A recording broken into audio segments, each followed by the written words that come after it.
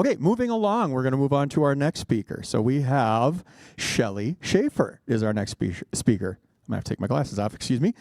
Shelley is a dedicated mental health professional with over 35 years of experience. A proud graduate of North Dakota State University. Go Bison. My daughter is currently attending there. She has practiced across North Dakota, Michigan, and Louisiana, specializing in the treatment of capital T trauma. Throughout her career, Shelley has been a vocal advocate for breaking the stigma around mental illness and normalizing human responses to traumatic events. In addition to her clinical work, Shelley has served as a disaster mental health manager for the American Red Cross for over 2 decades and eagerly anticipates returning to this service following her recovery. You'll notice when she walks up here.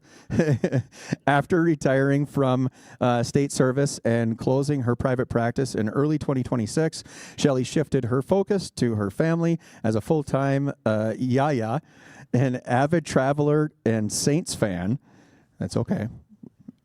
Some of us are not perfect. Well, we do collectively. She is most often found in New Orleans, San Francisco, or at seas on her next cruise. So please help me in welcoming Shelley Shaffer. It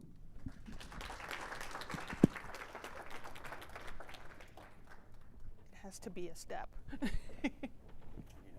No, I'm good. I'm good. Do I have to turn this on? No, you do not. I think you have a bell mic. Yeah, I do. Yep. Y'all can hear me? Yeah. Okay, I don't have an inside voice anyway, so just thought I'd let you know. 2 months ago today, broke my feet. I was supposed to go on a cruise and ended up. So I'm going to be kind of shifting a little bit. And I'm not doing a PowerPoint because of all those CEUs over the last 35 years, death by PowerPoint almost killed me. So what I did instead is made some puppets, because I think we need to laugh every once in a while, and I don't think that people laugh enough. I wanted to just say to Tom before he really escapes, you've got Sisu, my Finnish brother, and that's what it's called. I'm also a Finn. Never learned it, so, and back at ya, because I'm a born and raised Minnesotan. Okay, we'll get over this. All right, let's get to the puppets, because this is the fun part. It's a zebra. This is your baseline. We're going to talk a little bit about trauma. And zebras are just normally out on the safari, just dopey-dopey-dopey-dopey-dope, doing their zebra things, right? You might have another one kind of deciding where they want to go get a drink, you know, where they want to just eat some grass, wherever they're at.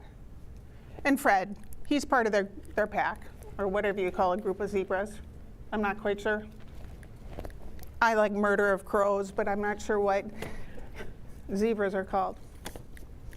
Then all of a sudden, they're doping. Dun, dun, dun. You have your trauma, and it comes in. So what do these guys do? They start running until Fred's done. Bye, Fred. Yeah, Fred's gone. Then what happens? They go back to doing their zebra stuff. Going, well, it was his time. No, we missed him. We're okay. And they're back to their normal, happy zebra selves. So that's what happens with animals. Humans are animals. We are animals. But for whatever reason, we don't ever come back to this. We stay, and normally I would pick that up and show you Fred's scared face. Because when we experience a traumatic event, whether that's a diagnosis, whether that is your surgery, whether that is being in war-torn Afghanistan, whether that is living in downtown Minneapolis, that is traumatic for every single one of us. We also have something called vicarious traumatization. And that is what happens when we hear or experience someone else's trauma.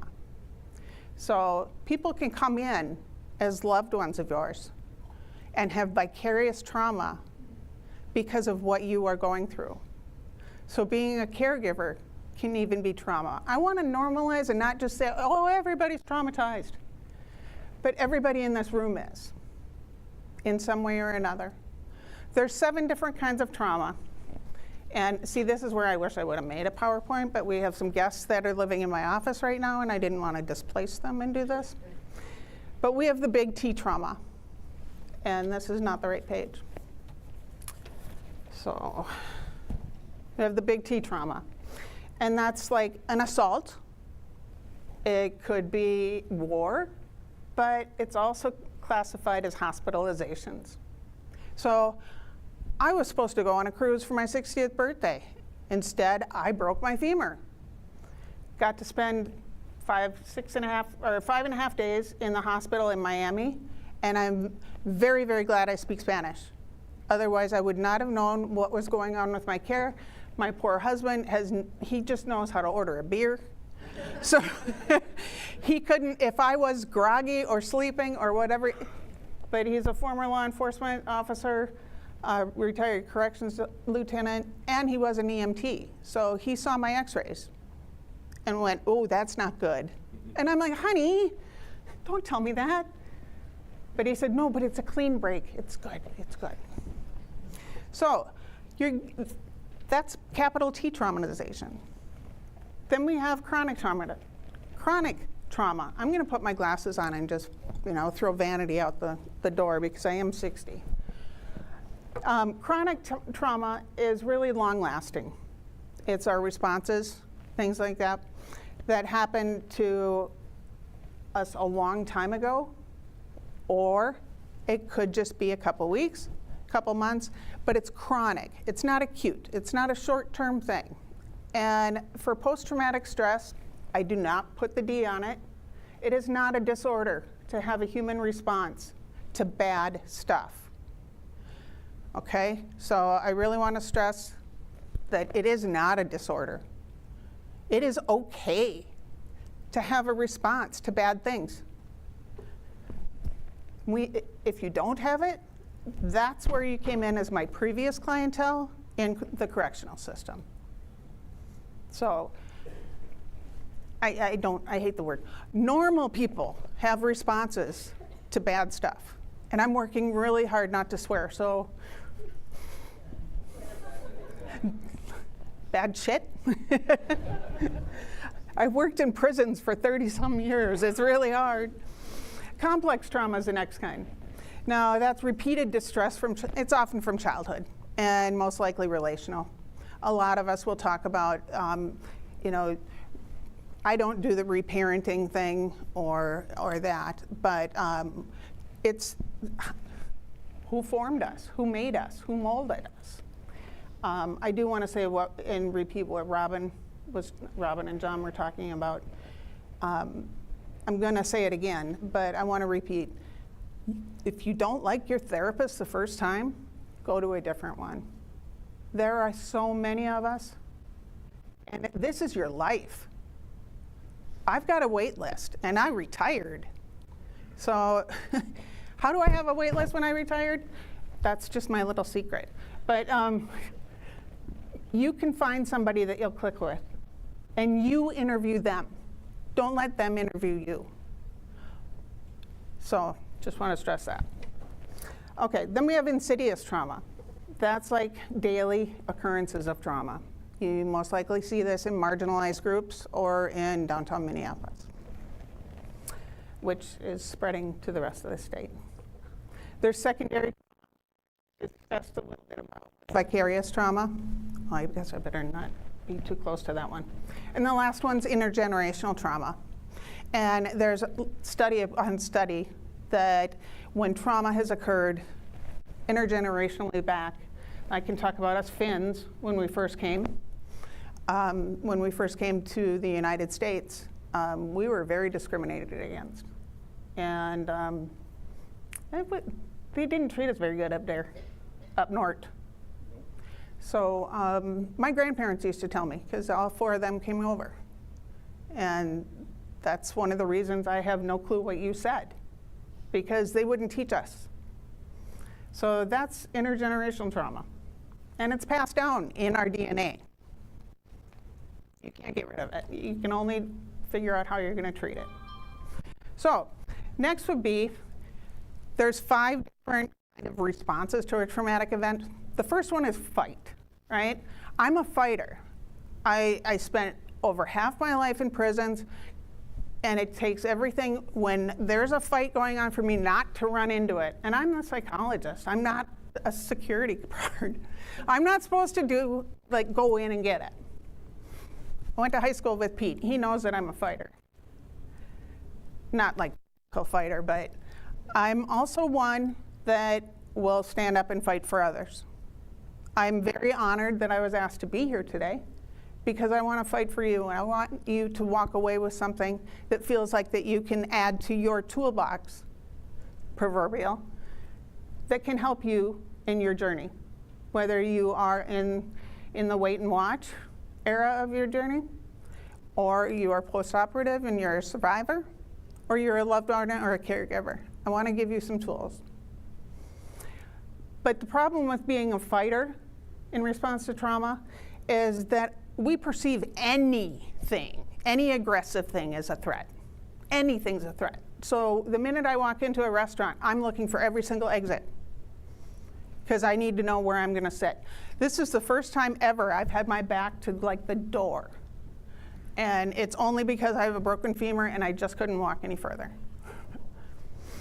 Okay, flight. Still looking at every single door, but you're going to run away from things.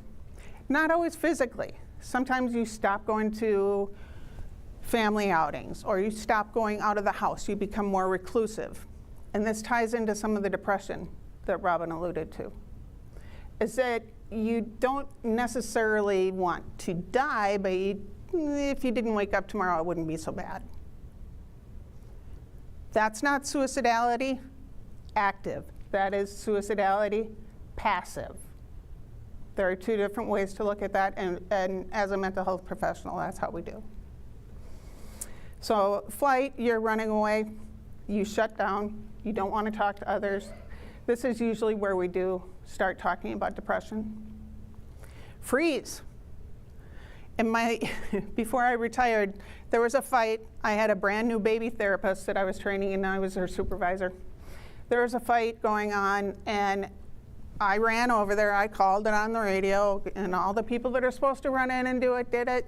And I'm fighting not to go in there, and she's still 10 feet back by my office door when we walked out. She just froze. She couldn't move. So that's what it looks like for her to be, and she jokes all the time, I'm a freezer, I'm a freezer. But what that means is when you start saying I can't or I won't, it's kind of a feeling of helplessness, like I can't do anything about this. So that's freezing. Fawn, like a baby deer. Most often we use this term when we're in a domestic violence or interpersonal violence situation where, let's say, one partner makes sure that everything in the house is totally cleaned, dinner's perfect, so they try to do everything so they don't experience additional trauma. Does that make sense? So you're fawning over everything. Now, in your situation, I would view it more as a caregiver not being allowed to do things because, well, let me rewind. You're not taking care of yourself as much as you are taking care of everybody else. You don't want to feel like a burden, so you don't have any needs. You don't want to feel like somebody's taking too much time.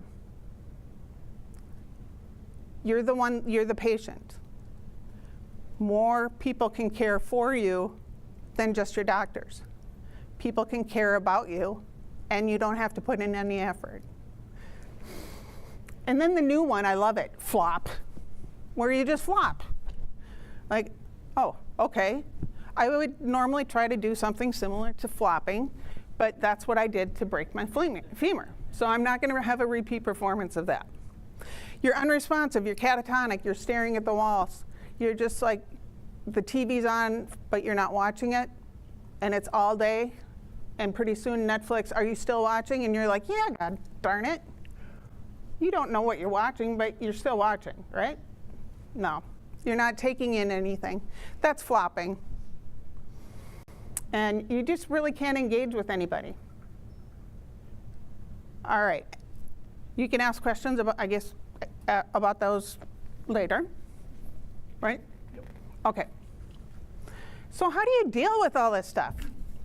Again, couldn't get into my office, so I didn't have enough Post-its to give to everybody.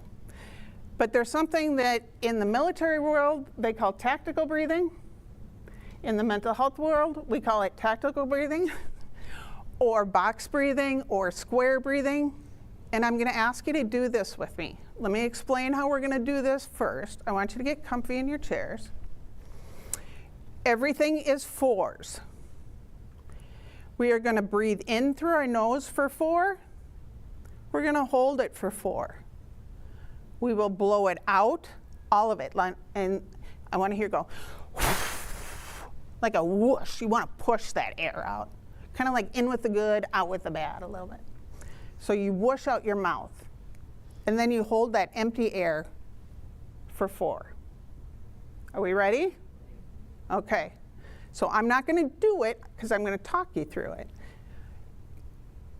This is in through your nose. Ready? 1, 2, 3, 4. Hold. 2, 3, 4. Whoosh. 2, 3, 4. Hold. 2, 3, 4. In through your nose. 3, 4. Hold. 2, 3, 4. Out through your mouth. 3, 4. Hold. 2, 3, 4. Anybody feel worse after that? Good. It's very hard. It is. Especially that holding that empty thing. As a former smoker, I can tell you this one was always the hardest one for me. But what happens is I notice I start to get a neck again. My shoulders are no longer tight, and they start to drop a little bit.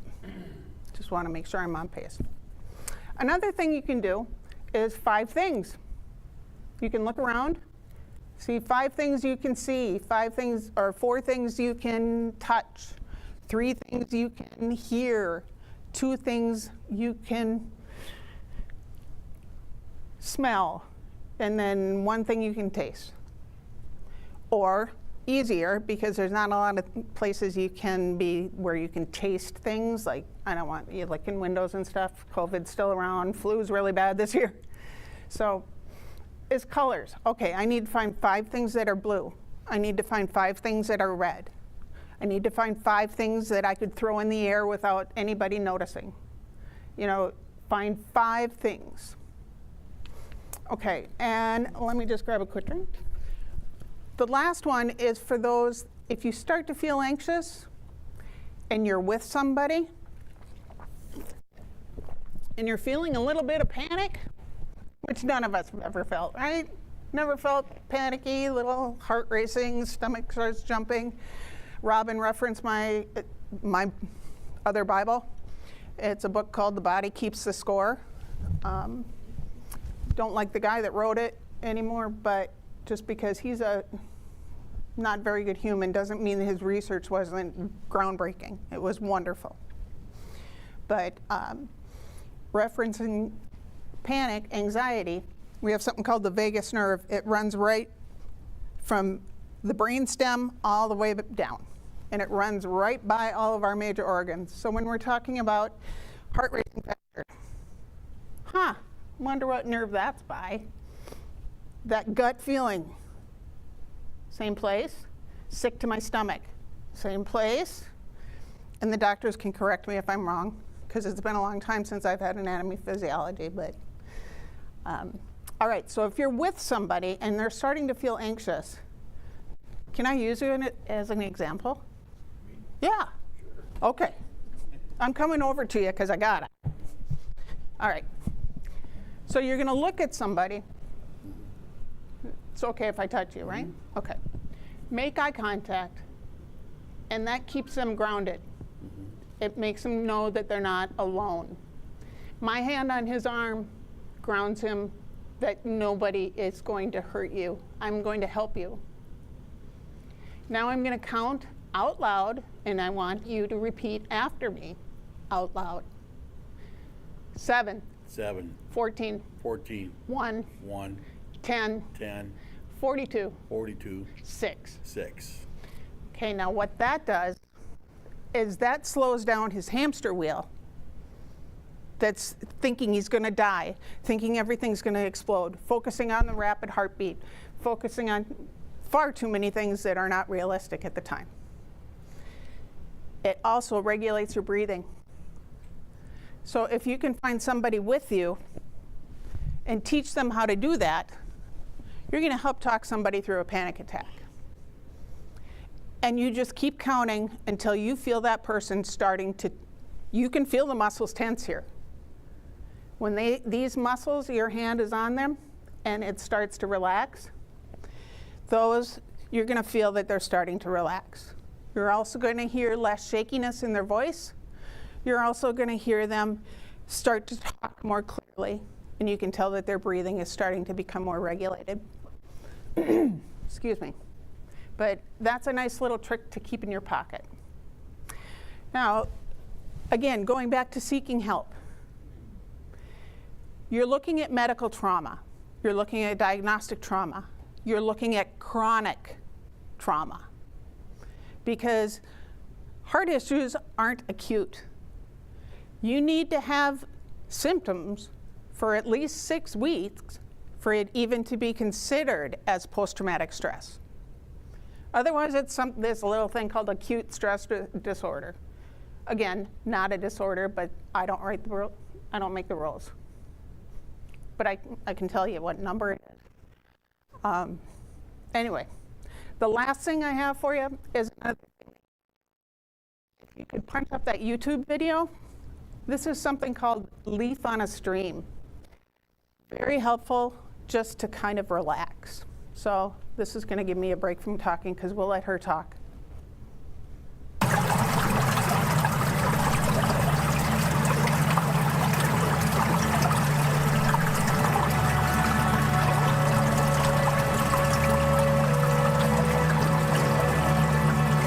It can sometimes feel that our thoughts get the better of us.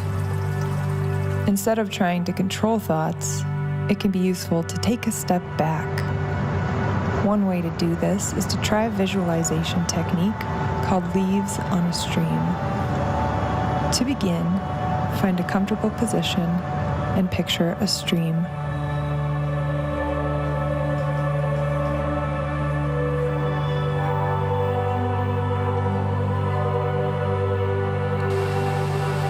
As your mind settles in, tune into the flow of this stream. Is it fast or slow? Take a few moments and watch the stream go by.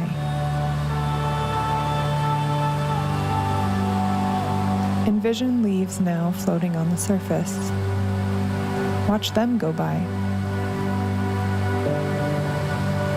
Now, imagine placing a thought on a leaf and watch it go by. As each thought comes up, place it on a leaf and let it go by.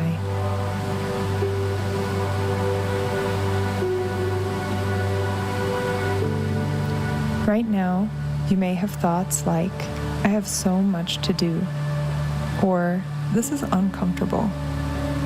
Place that thought on a leaf too, and watch it go by.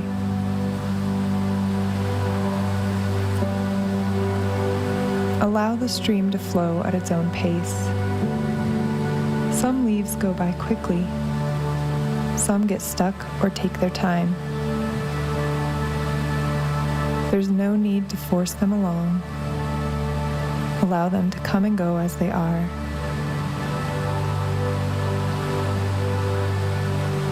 When you find yourself away from the stream or caught on a leaf heading down the stream, invite yourself to return.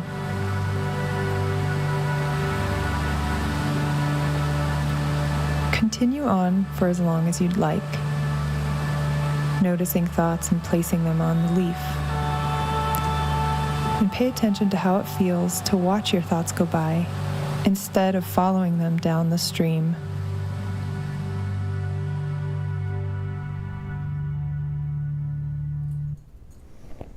I don't know, maybe it's just because I'm Finn and I'm a Minnesotan, but water calms me anyway.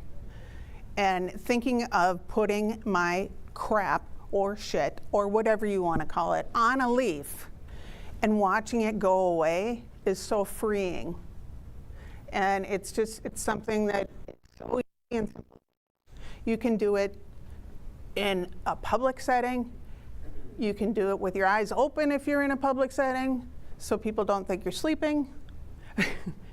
But it's just a quick and easy trick to do. Another thing for your toolbox.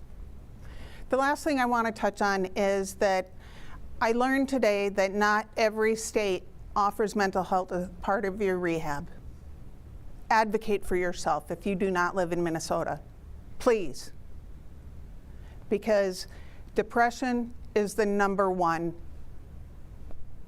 killer for suicide. And stress, which I can't even understand, I can't even just fathom the amount of stress that y'all have been through and that are still going through. Stress produces a poison called cortisol. And cortisol is toxic to your body, especially to your heart.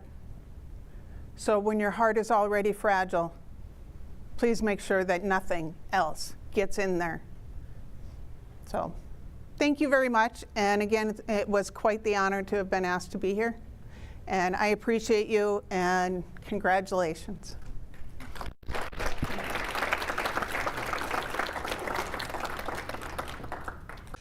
I want to thank everyone for attending today. Thank you to obviously all the providers and speakers that were here today. Thank you for attending. Thank you for all the great people and partnerships that we've made over the years that has helped make this possible.